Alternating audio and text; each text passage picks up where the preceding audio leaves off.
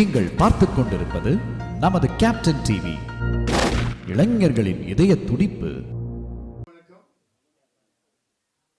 இயக்குனர் முரளி கிருஷ் ரொம்ப கஷ்டப்பட்டு இந்த படத்தை எடுத்திருக்காங்க. ஆமா, கருப்பனின் கருப்பிய படமே வராம போயிடுச்சுப்பா. பெருசு ஆடியோ வராட்டி என்னப்பா? ஆமா, நீ வந்தா என்ன வராட்டி என்ன? இதெல்லாம் அந்த மாதிரி இருக்கு நாட்டில் சூழ்நிலை. ஒரு பிரியாணிண்டா அப்படியே சும்மா கங்கை எடுத்து போட்டு முடிஞ்ச உடனே மேலே தம் கட்டி சும்மா ஜாதிக்காயை அரைச்சி ஊற்றி சூடாக அப்படியே சும்மா அனல் பறக்க பீஸ் எடுத்து உடனே சாப்பிட்டா தான் அது பிரியாணி. 2 மாதம் ஃப்ரிட்ஜில் வச்சுருந்துட்டு அடுத்த நாள் எடுத்து சாப்பிட்டா அது பிரியாணி இல்லை. அந்த மாதிரி சினிமாவை இப்படி கஷ்டப்பட்டு எடுக்கிறாங்க. ரொம்பவும் கஷ்டப்பட்டு இதை பார்த்திங்கன்னா அந்த கதாநாயகி சொன்னாங்க, இவர் டைரக்டர் கூட சொல்லலை, மதுரைக்கா சொன்னாங்க, அந்த நீங்கள் பார்த்த ஜல்லிக்கட்டு காட்சியிலெல்லாம் நிஜமாகவே கஷ்டப்பட்டு ஆளுகளை வச்சு ரொம்ப பயங்கரமாக எடுத்திருக்காங்க. ஆரம்பத்தில் பார்க்கையில் எனக்கு கொஞ்சம் என்னடா இது, நம்ம பிராங்க் ஸ்டார் ராகுல் எல்லாம் போட்டு கலாச்சிக்கின்னு நல்லா நடிச்சிருந்தாங்க. நிறைய புதுமுக நடிகர்களை எல்லாம் அறிமுகப்படுத்தியிருக்காரு. அதுக்காக நான் பாராட்டு சொல்லணும். ரொம்ப கஷ்டப்பட்டு இப்படி எடுக்கிறவங்களெல்லாம் ஊக்குவிக்கணும். அப்புறம் பார்த்தா பயங்கரமான செகண்ட் ஹாஃபில் அடித்து நிகழ்த்திட்டாங்க. அதாவது இது சாபக்கேடு. நம்ம ஊரில் இந்த ஜாதினால், இன பிரச்சனைனால இந்த கபடி, இந்த மாதிரி ஜல்லிக்கட்டு, பல போட்டிகளில் பல திறமசாலிகள் வர முடியாமல் வரவிடாமல் மிகப்பெரிய கொடூரங்கள் நடக்குது. மேலே வரைக்கும் பாருங்க, வினேஷ் போகத்தா ஒரு தங்கப்பதக்கம் வாங்கிட்டு வந்திருக்க முடியும் ஒலிம்பிக்கில். மேலே இருக்கிற ஆட்சியாளர்களே அதை தடுக்கிறாங்க. இந்த மாதிரி ஒரு சூழ்நிலை, இந்த மாதிரி ஒரு சாபக்கேடு இந்த நாட்டில் இருக்கிற வரைக்கும் இந்த நாடு உருப்படாது. எத்தனை ஆட்சிகள் வந்தாலும் சரி, எத்தனை அதிகாரங்கள் மாறினாலும் சரி, அடிமட்டத்திலேருந்து ஒரு பல்சர் மாதிரி, ஒரு கருப்பன் மாதிரி இந்த நாடு உண்மையான ஒரு ஜனநாயகத்தை இன்னும் பார்க்க முடியாத இருக்கையில் இப்படி ஒரு தவறான கைகளில் மாட்டிகிட்டு இருக்கையிலே ஒரு தைரியமான ஒரு கதையை அவர் எடுத்திருக்கார். அதற்காக மனந்திறந்து நான் இவரை பாராட்டுகிறேன். மிகப்பெரிய சாதனை, தைரியமாக எடுத்திருக்கார். அதை நகைச்சுவையாக சொல்லியிருக்கார். நான் அதிகம் பேச விரும்பலை.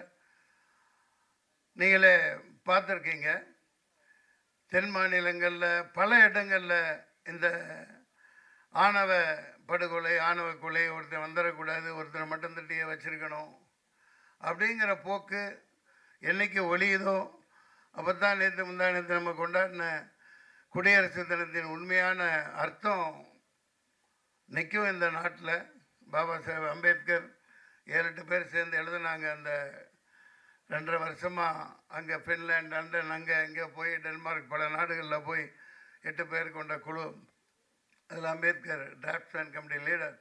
எனது கைகள் இழுக்கப்படுகின்றன, எனது கைகள் இழுத்து செல்லப்படுகின்றனெல்லாம் வேதனையாக சொன்னார். அதே மாதிரி ஒரு தடவை அதே அமைச்சராக இருக்கையில் பாராளுமன்றத்தில் சட்டத்தை எரித்தார். இன்னமும் அதுக்கான தேவை அதிகமாயிட்டே வருது. அம்பேத்கருடைய சட்டங்களே இந்த நாட்டில் வட மாநிலங்களெல்லாம் செத்தே போச்சு. சும்மா பேருக்கு சொல்லிட்டு ஏமாற்றிட்டு இருக்காங்க. பல பேர் பாதிக்கப்பட்டு இருக்காங்க. உண்மையான வீரர்கள், இந்த பல்சரை போன்றவர்கள், இந்த கருப்பனை போன்றவர்கள், உண்மையான இந்த நாட்டின் குடிமக்களுக்கு இந்த ஜாதிங்கிற போர்வை போத்தி அரசியல் இதெல்லாம் ஒழியணும். அதற்கான சாட்டையடியான ஒரு கதை தான் இது. ஒரு பயங்கரமான ஒரு இதை வச்சுக்கிட்டு எப்படி அமர்த்தப்படுறாங்கங்கிறத காமிச்சிருக்காங்க. நான் அதிகம் பேச விரும்பலை. எனக்கு எப்போ போனாலும் ஷூட்டிங் போனாலும் நல்லா ஆவி பறக்க பிரியாணி கொடுத்து சாப்பிட வச்சிடுறாரு. படத்தில் பார்த்துருப்பீங்க, நான் சாப்பிட்டுக்கிட்டே தான் இருப்பேன். ஆமாம், அது என்ன பண்ணுறது, அது ஒன்றும் பண்ண முடியாது நம்ம. நன்றி. இந்த படத்தை நீங்கள் மக்கள்கிட்ட கொண்டு போய் சேர்க்கணும். மற்றவங்க இதை பற்றி பத்திரிக்கையாளர் யாரும் முக்கியமானவங்க பேசுனா ரொம்ப நல்லா இருக்கும். ரைட், நன்றி, வணக்கம். கருப்பன் முட்டினாரா? ஐயோ, சொல்ல மறந்துட்டேன். இவங்க ரொம்ப அற்புதமாக நடிச்சிருந்தாங்க. எல்லா கதாநாயகிகள் சின்ன சின்ன பாத்திரங்கள்லாம். தினேஷ் வழக்கம் போல் வர முடியல. அவர் ஒரு அற்புதமான மனிதர். நான் பாராட்டுறதுக்கெல்லாம் சொல்லலை. அவர் ஒரு நடிகருங்கிற இதே அவர்கிட்ட இருக்காது. அதை எப்படி சொல்கிறதுனே புரியல. அப்படி ஒரு எளிமையான மனிதர். அவர் எந்த பந்தாவோ எந்த இதுவுமே இல்லாமல் பூமியில் கால் எடுத்து வச்சு நடக்கணுன்னா கூட தினேஷ் இங்கே இல்லை. பூமி கேட்டுட்டு தான் கால் வைக்கட்டுமா வேணாமான்னு கேட்டுட்டு தான் பேசுகிறதா இருந்தாலும் சரி, கதாநாயகிட்ட பேசுகிறதா இருந்தாலும் நான் பேசலாமா, இந்த வார்த்தையை யூஸ் பண்ணலாமா, அந்த மாதிரி ஒரு அடக்க ஒடுக்கமான பிள்ளை. அவர் அட்டக்கத்தின்னு தினேஷ்ன்னு அறியப்பட்டார். டைரக்டர் அறிமுகப்படுத்துகிறாங்க. இந்த பெரிய பெரிய படங்கள் வந்து பெரிய அளவுக்கு போவார். அது அட்டகத்திங்கிறத நான் எப்படி பார்க்குறேன்னா அது பெரிய சாதனை பண்ணினது. கே பாலச்சந்தர் அவர்கள் ரஜினிகாந்த் அறிமுகப்படுத்தியில் சுருதி பேதம்னு தான் ஆரம்பிச்சிருப்பார். அதுதான் இப்போ இது வரைக்கும் சூப்பர் ஸ்டாராக இருக்கார். அந்த மாதிரி இந்த அட்டகத்தி தினேஷ் பெரிய ஒரு நிஜக்கத்தியாக மாறுவார். மக்களை குத்தாத வரைக்கும் பெரிய ஆளாக வருவார். நன்றி, வணக்கம். முதலுரிமை கொடுக்கலன்றாங்க. வா அந்த ஹீரோனி வரலையா? வணக்கம். வந்திருக்க ப்ரெஸ் மீடியா எல்லாருக்கும் ரொம்ப சந்தோஷமா இருக்கு எனக்கு இந்த மேடை கிடைச்சதுக்கு. எனக்கு இந்த வாய்ப்பு கொடுத்ததுக்கு டைரக்டருக்கு ரொம்ப ரொம்ப நன்றி. பிகாஸ் இப்பெல்லாம் வந்து ஒரு பெரிய ஆர்டிஸ்ட் கூட நடிக்கிறதுன்றதே வந்து ஒரு பெரிய விஷயமா இருக்கு அப்கமிங் ஆர்டிஸ்ட்டுக்கு. அந்த வகையில் தினேஷ் சார் கூட நடித்தது எனக்கு ரொம்ப ரொம்ப ஒரு சந்தோஷமான விஷயம். இந்த படம் வந்து எனக்கு அடுத்த கட்டத்துக்கு கொண்டு போகிறதுக்கான ஒரு நல்ல ஓப்பனிங்காக இருக்குன்னு நான் நினைக்கிறேன். என்னோட பார்ட் வந்து ரொம்ப சின்னதாக இருந்தாலும் நான் அது ரொம்ப என்ஜாய் பண்ணி பண்ணேன். எனக்கான ஸ்கோப் வந்து நல்லாவே கொடுத்துருந்தாங்க இந்த படத்தில். தினேஷ் சாரும் ரொம்ப ஃப்ரெண்ட்லியாக இருந்திருந்தாங்க. நிறையா சொல்லி கொடுத்தாங்க. ஒரு சின்ன சின்ன விஷயமும் நீங்கள் இது இப்படி பேசலாம், இது பண்ணலாம் அப்படின்ற மாதிரி. ஸோ தினேஷ் சாருக்கு ரொம்ப நன்றி. அப்புறம் கேமராமேன் சார், அதுக்கப்புறம் மன்சூர் அலிகான் சார்லாம் இந்த படத்தில் இருந்திருக்காங்க. ஆனால் இவங்க கூடலாம் எனக்கு வந்து பெருசாக காம்பினேஷன் இல்லைனாலும் இந்த படத்தில் அவங்க இருந்த படத்தில் நான் நடித்ததே எனக்கு ஒரு பெரிய விஷயமா இருக்குது. ரொம்ப ரொம்ப நன்றி. Thank you present media. அனைவருக்கும் வணக்கம். கருப்பு பல்சர் படம் எல்லாரும் பார்த்துருப்பீங்க. மெல்ல வந்து தன்னோட விளையாட்டு தளத்தை 2ஆம் பகுதியில் ஒரு சீறி வரும் காளையா எப்படி ஒரு ஜல்லிக்கட்டு ஒரு விறுவிறுப்பான போட்டியாக இருக்குமோ அந்த மாதிரி 2ஆம் பாகத்தில் எல்லாரையுமே உட்கார வச்சு ரசிக்க வச்சுட்டு இந்த படம். இந்த படத்தில் நான் ஒரு கேரக்டர் பண்ணியிருக்கேன். சார் கூட தான் பண்ணேன். சார் கூட நடித்தது தான் ஃபஸ்ட்டு படம். எனக்கு ஒரு புது நடிகனாக இல்லாமல் முழு சப்போர்ட் கொடுத்தாங்க. இப்படி தாண்டா வரணும், இப்படி தாண்டா பண்ணணும் அப்படின்னாங்க. இந்த நேரத்தில் சாருக்கு நன்றி சொல்லிக்கிறேன். இந்த வாய்ப்பு கொடுத்த இயக்குனருக்கு நன்றி. இந்த படத்தை நல்லபடியாக மக்கள்கிட்ட சேர்த்து ஒரு வெற்றி படமாக ஆக்க உங்களை எல்லாரையும் வேண்டி விரும்பி கேட்டுக்கிறேன். நன்றி, வணக்கம். எல்லாருக்கும் வணக்கம். ரொம்ப நன்றி இன்னைக்கு இங்கே வந்து ப்ரெசென்ட் பண்ணிக்கிட்டது உங்களை இங்கே ப்ரெசென்ட் பண்ணிக்கிட்டதுக்கு. கருப்பல் சார் நீங்கள் பார்த்துருக்கீங்க. ஸோ உங்களுக்கு இதில் என்னெல்லாம் பிடிச்சிருக்கு அப்படின்றத ரொம்ப பாசிட்டிவாக மக்கள்கிட்ட நீங்கள் கொண்டு போய் சேர்ப்பீங்கன்னு நாங்கள் நம்புகிறோம். ஜல்லிக்கட்டு போர்ஷன்ஸ்லாம் நீங்கள் என்ஜாய் பண்ணியிருப்பீங்கன்னு நம்புகிறேன். ஸோ அந்த மாதிரி ரொம்ப முக்கியமான எலிமெண்ட்ஸை இன்ட்ரெஸ்டிங்கான பார்ட்டை மக்கள்கிட்ட நீங்கள் கொண்டு போய் சேர்க்கணும். நடிக்கிறது ப்ரொஃபஷன் இதெல்லாம் தாண்டி ஒரு நல்ல டீம் கூட நல்ல மனுஷங்க கூட நான் ஒர்க் பண்ணியிருக்கேன்னு எனக்கு ரொம்ப ஹாப்பியாக இருக்குது. Including Dinesh sir. ஸோ அங்கே ஒரு ஃபேமிலி மாதிரியே உண்மையாக இருந்தாங்க. இந்த படத்தில் நீங்கள் பார்த்த ஃபேமிலி பார்ட்லாம் உண்மையாகவே எங்கள் ஃபேமிலி மாதிரி எல்லோரையும் ட்ரீட் பண்ணாங்க. ஸோ நான் சொன்ன மாதிரி உங்களுக்கு பிடிச்சது எல்லாத்தையும் ரொம்ப பாசிட்டிவான நல்ல விஷயங்கள் இந்த படத்தை பற்றி மக்கள்கிட்ட கொண்டு போய் சேர்க்கணுன்னு உங்களை வேண்டி கேட்டுக்கிறோம். Thank you so much. வந்திருக்க எல்லாருக்கும் வணக்கம். இந்த படத்தில் நான் வந்து மியூசிக் டைரக்டராக அறிமுகமாகிறேன். ஸோ எனக்கு வாய்ப்பு கொடுத்த director sir, executive producer and எல்லாருக்கும் ரொம்ப நன்றி. 3 பாடல்கள் பண்ணியிருக்கோம். ஒன்று வந்து கானா பாலா சார் பாடியிருக்காரு. அதுக்கப்புறம் சத்யபிரகாஷ் மெலோடி பாடியிருக்காரு. அதுக்கப்புறம் வந்து வேல்முருகன் சார் வந்து அந்த ஜல்லிக்கட்டு சாங் பாடியிருக்காரு. ஸோ சாங்ஸ் ஒன்றும் சீக்கிரமாக ரிலீஸ் ஆகும் நான் நம்புகிறேன். அடுத்து யூடியூப்பில் நீங்கள் பார்க்கலாம். ஸோ சப்போர்ட் பண்ணுங்கள். ஃபஸ்ட் டைம் பண்ணியிருக்கேன். ஏதாச்சும் குறைகள் இருந்தால் மன்னிச்சிடுங்க. நிறைய இருந்தால் கொஞ்சம் ரீச் பண்ணி கொடுங்க. ரொம்ப நன்றி. Thank you so much.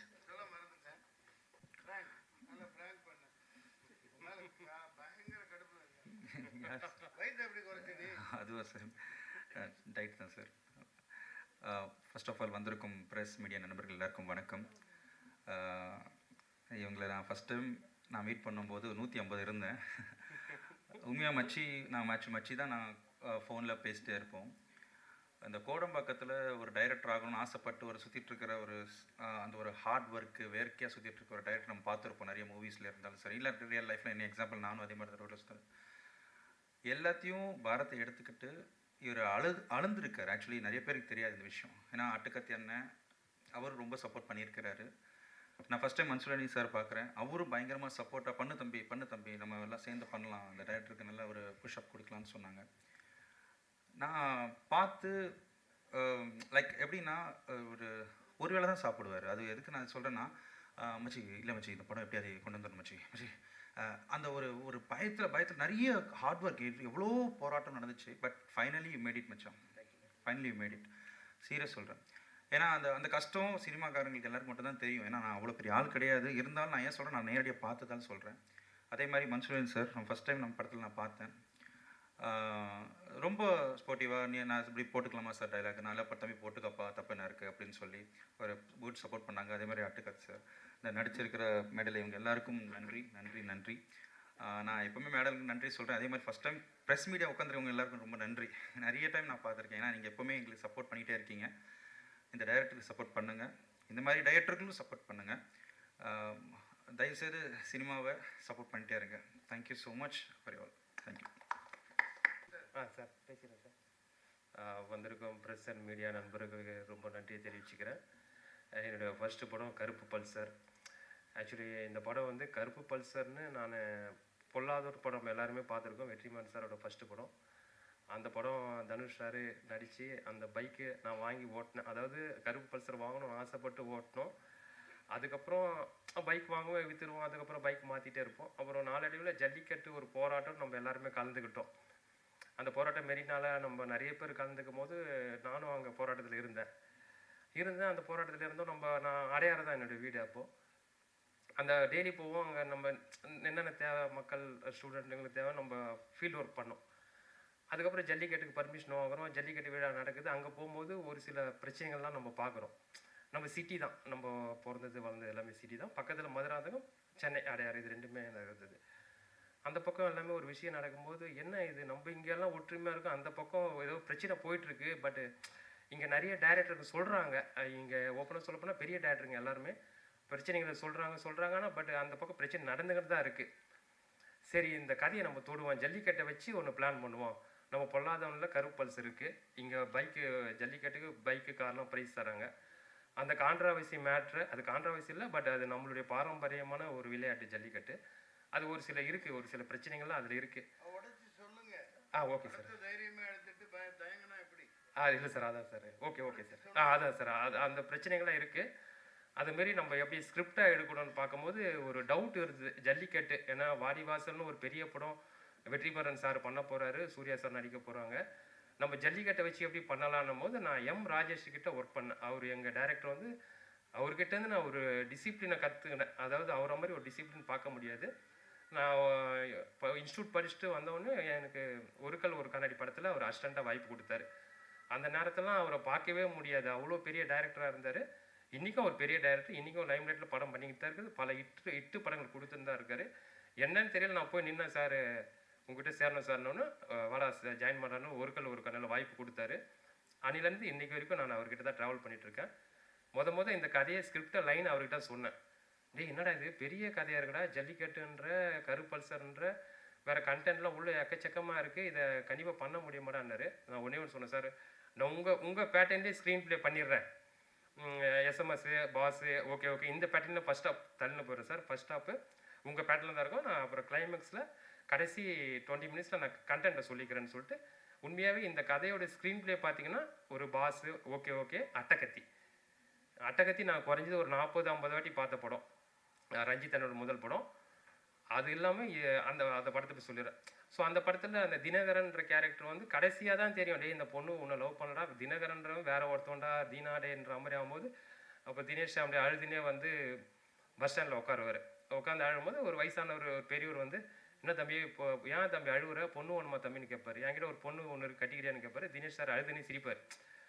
ஸோ அந்த அதான் அது இந்த பொண்ணு எதுக்கு இந்த பல்சர் பைக்லேருந்து இந்த பொண்ணு மேட்ருக்கு வரேன்னா, இந்த பெண்கள் விஷயம் வந்து இன்னும் அந்த பக்கம்லாம் ஒரு ஆணவ படுகொலை, லவ் அது எல்லாமே தடுக்கிறாங்க. இது எல்லாம் தான் என்னை வந்து இந்த கருப்பு பல்சர் படத்தை என்னை கதை எழுத தூண்டின விஷயம். ஸோ அந்த பல்சரு இந்த மாதிரி விஷயங்கள், இந்த ஜல்லிக்கட்டு இதை வச்சு நான் இந்த ஸ்க்ரீன் ப்ளேவை பண்ணேன். ஏன்னு கேட்டால் நம்மளுக்கு இருக்கிற கம்மி பட்ஜெட்டில் ஒரு பெரிய கண்டென்ட்டை சொல்லணும். அதுக்கு எனக்கு ரொம்ப யூஸ்ஃபுல்லான படங்கள் பாஸு, ஒரு கண்ணாடி, அட்டக்கத்தி, இது மாதிரி களவாணி படங்கள் தான் எனக்கு தோன்றுச்சு. அதுக்கப்புறம் வெற்றிமாறன் சொல்கிற பொல்லாதன் படத்தை வச்சு இந்த இவ்வளோ பெரிய படத்தை நான் முடிச்சிருக்கேன். அது மட்டும் இல்லாமல் இதில் பெரிய விஷயம் என்னென்னா, நான் அந்த படத்தில் டைரக்டர் மட்டும் இல்லை, தயாரிப்பாளரும் கூட நான் தான். அது பெரிய பெரிய சவாலான விஷயமா இருந்தது. அது கண்டிப்பாக வந்து அது எப்படி சொல்கிறதுன்னா, எங்கள் ஃபேமிலியே இன்றைக்கி ரொம்ப பிரச்சனைலாம் மாட்டிட்டாங்க. தயாரிப்பாளரும் நான் வேறு வழி இல்லை, நம்ம வந்துட்டோம் ஃபீல்டுக்குள்ளே 15 வருஷமாக ட்ராவல் பண்ணிட்டோம். ஒரு படமாச்சு பண்ணிட்டு தான் நம்ம வீட்டுக்கு போகணும். இது மிலிட்ரியை விட மோசமான இடம் இந்த கோடம்பாக்கம்.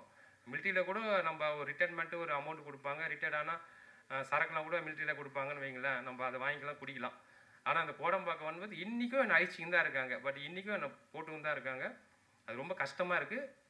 ரொம்ப ஒரு தயாரிப்பாளர், அதுவும் நான் ப்ரொடியூசர் கவுன்சிலில் தான் நம்ம மெம்பரே இந்த படம் பண்ணியிருக்கோம். பாவம் எல்லா தயாரிப்பாளரும் இன்றைக்கி அவ்வளோ பிரச்சனை இருக்குது. நீங்கள் பாருங்கள், இந்த நான் கண்டென்ட் வந்து ஜல்லிக்கட்டில் இஷ்யூ இருக்குது, லவ்வில் ஒரு இஷ்யூ இருக்குது, இப்போ எங்கள் ஃபீல்ட்லேயும் அவ்வளோ இஷ்யூ இருக்குது. இது எல்லாமே நான் பேசிகிட்டு இருக்கேன். கொஞ்சம் கட் பண்ணி பேசுகிறேன். என்னால் ஓப்பனாக எதுவும் பேச முடியாது. கொஞ்சம் மன்னிக்கணும். அதான் ஒரு கண்டென்ட்டை இவ்வளோ தூரம் நான் முடிக்கணும் சீக்கிரம், அதனால் நான் கட் பண்ணி பேசுகிறேன். ஸோ ப்ரொடியூசர் கவுன்சில்லையும் நம்ம அந்த ப்ரொடியூசரும் காப்பாற்றுங்க, சப்போர்ட் பண்ணுங்கள். கண்டிப்பாக நீங்கள் படம் பார்த்துட்டீங்க. எனக்கு தெரியும் செகண்ட் ஹாஃபு லாஸ்ட்டு ஒரு 30 மினிட்ஸ் எப்படி இந்த படம் இருந்திருக்குன்னு சொல்லிட்டு. கண்டிப்பாக என்னை ஓப்பனாக ப்ரெஸ்ஸு அந்த மக்கள்கிட்ட, மீடியா எல்லாருக்கிட்டையும் நண்பர் மாதிரி கேட்குறேன். நம்ம ஒரு தொழிலை நேசித்து வரோம், அந்த தொழிலை ஜெயிக்கணும். இவ்வளோ தான் நம்ம விஷயம். அந்த தொழிலை நம்ம இருக்கணும். மற்றது எதுவுமே நம்மளுக்கு ஆசை இல்லை. எல்லாமே காலங்கள் கடந்து போகிற மாதிரி தான் போயிட்டே இருக்கோம். ஸோ இதுதான் நான் இந்த டைமில் நான் தினேஷ் சாரை பற்றி சொல்லிக்கிறேன். அவர் இன்றைக்கி வரலை. கண்டிப்பாக அவருடைய மனசு இங்கே இருக்கோம். டெய்லியும் டச்சில் தான் இருக்கார். என்னென்னா அவர் வந்து நான் இந்த படத்தை வந்து 25 நாளில் ஷூட்டிங் ஃபுல்லாக முடித்தேன். இவ்வளோ பெரிய படம் நீங்கள் பார்த்துருப்பீங்க. அது காரணம் வந்து தினேஷ் சார் தான். நான் தயாரிப்பாளர்ன்றதுனால எல்லாமே டபுள் கால் ஷீட் தான். 7 மணிக்கு நான் கேமரா வச்சா குறைஞ்சது 2 மணி வரைக்கும் நைட்டு போவோம், இல்லைனா 10 மணி வரைக்கும் போவோம். கண்டிப்பாக மற்ற ஹீரோ நடிப்பாங்களான்னு தெரியல, அந்த அளவுக்கு ஹார்ட் ஒர்க் பண்ணி நடித்து கொடுத்தாரு தினேஷ் சார். தினேஷ் சாருக்கு நான் ரொம்ப நன்றியை தெரிவிச்சுக்கிறேன். அவர் இல்லைனா இந்த படத்தை கண்டிப்பாக நான் முடிச்சிருக்க முடியாது. ஃபஸ்ட்டு தினேஷ் சாருக்கு தேங்க்ஸ் சொல்கிறேன். அதுக்கப்புறம் ஃப்ரான்ஸ்டார் ராகுல், இந்த படத்தை நீங்கள் பார்த்துருப்பீங்க. ஃபஸ்ட் ஹாஃப்லேருந்து எண்டு வரைக்கும் ஃப்ரான்ஸ்டார் ராகுல் ஒரு காமெடி. இன்றைக்கி நம்ம இண்டஸ்ட்ரியில் காமெடியனுங்களே கிடையாது, உங்களுக்கு நல்லாவே தெரியும். நம்ம வர காமெடி டைரக்டர்கிட்டேருந்து வந்திருக்கோம். நம்ம காமெடி வச்சு தான், டைலாக்கை வச்சு தான் ஒரு சீனை நம்ம நவுத்தி ஆகணும், வேறு வழியே கிடையாது. நம்ம அவ்வளோ பெரிய பொருள் செலவு பண்ண முடியாது. நம்ம ரூமாக தான் வச்சு எடுத்தாகணும். ஏன்னா ஒரு நாளைக்கு 5 சீனாச்சு எடுக்கணும். அப்போ தான் அந்த சீனை நம்ம முடிக்க முடியும் 25 நாள். அப்படின்னும் போது இந்த ராகுல், எங்கள் மச்சி ராகுலோட உழைப்பு, அவருடைய டேலண்ட்டு கண்டிப்பாக இந்த படத்தில் வெளிவரும். அதுக்கப்புறம் இவரை காமெடியாக எல்லாருமே எப்படி பண்ணுவாங்கன்னு உங்களுக்கு தெரியாது. 3வது வந்து மன்சூர் அலிகான் சார். இந்த ஸ்கிரிப்ட் பண்ணும் போதே எனக்கு வந்து மன்சூர் சாரோடைய அந்த அவர் லைன் எழுதும் போதே மன்சூர் சார் தான் நடிக்கணுன்ற மாதிரி முடிவு பண்ணிட்டேன். முடிவு பண்ணும்போது நான் சின்ன வயசுலேருந்து அவரை பார்க்கும்போது பயப்படுவேன். ப்ரெஸ்ஸு மீடியாலாம் அவர் பேச்சை பார்க்கும்போது எனக்கே ஒரு பயம் இருக்கும். வேறு நம்ம எல்லோரும் பேசுகிறத நம்ம பார்க்கும்போது ஏம்பா அவர்லாம் சொல்கிற பேச்சில் கேட்க மாட்டார்ப்பா, அவர் டைரக்ட்லாம் சீன் பேப்பர்லாம் தூக்கி போட்டு அவர் தான் டைலாக் பேசுவார்னு சொல்லுவாங்க. பட் ஆனால் அப்படிலாம் இல்லவே இல்லை. அதாவது மன்சூர் சார் மாதிரிலாம் ஒரு பர்சன் நம்ம பார்க்கவே முடியாது. அதனால தான் அவர் இவ்வளோ காலங்கள் நிற்கிறாரு. அவர் கேப்டனை பார்த்தவர், சூப்பர் ஸ்டார்லாம் பார்த்தவர். அதனால தான் இவ்வளோ காலங்கள் நிற்கிறாரு. கடைசி பாருங்கள், எங்களா மாதிரி எங்கள் ஜென்ரேஷனையும் வாழ வைக்க வந்திருக்காரு சார். அவர் அடுத்த ஜென்ரேஷனை கண்டிப்பாக டாப்பில் தான் இருப்பார். ஆனால் ஒன்று சொல்லுவார், டே என்னை இவ்வளோ வேலை யாருமே வாங்கலடா. அந்த கேரவன்னிக்கும் ஏற்கனவே சொல்லியிருக்கேன். அதை நான் ஏற்றி விட மாட்டேன். கேரவன் பார்க்கறதோடு தான் அவர் வேலையாக இருக்கும். அவ்வளோ வேலை வாங்கியிருப்பேன். என்னை என்கரேஜ் பண்ணி டப்பிங்காக இருக்கட்டும், ஸ்பாட்டாக இருக்கட்டும். ஏன்னா அவரும் அதே தான். 7 மணிக்கு மேக்கப் போட்டு 8 மணிக்கு வந்தாருன்னா 10 மணிக்கு தான் நான் அவரை அனுப்புவேன். ஸோ இது எல்லாமே இந்த ஹார்ட் ஒர்க் எல்லாமே நான் ப்ரொடியூசராக இருந்தனால தான் வந்தது. ஸோ அது ஒரு ப்ரொடியூசரோட வழி தான் அது. மற்றபடி டைரெக்ஷன் நான் எங்கள் டைரக்டர் எம் ராஜேஷ்கிட்டேருந்து கற்றுக்கின விஷயத்தை நான் அப்ளை பண்ணியிருக்கேன். எனக்கு சப்போர்ட் பண்ணுங்கள். ரொம்ப நன்றி. நான் அதாவது டாபிக் எங்கெங்கே போது நினச்சிக்காதீங்க. இது எல்லாமே வழி. நான் எதுவுமே நான் யோசிச்சுன்னா வந்து பேசலை. நான் பேச இன்னும் நிறைய இருக்குது. கண்டிப்பாக ஒரு சக்ஸஸ் மீட்டில் மீட் பண்ணுவோம். ரொம்ப நன்றி எல்லாம். Good night.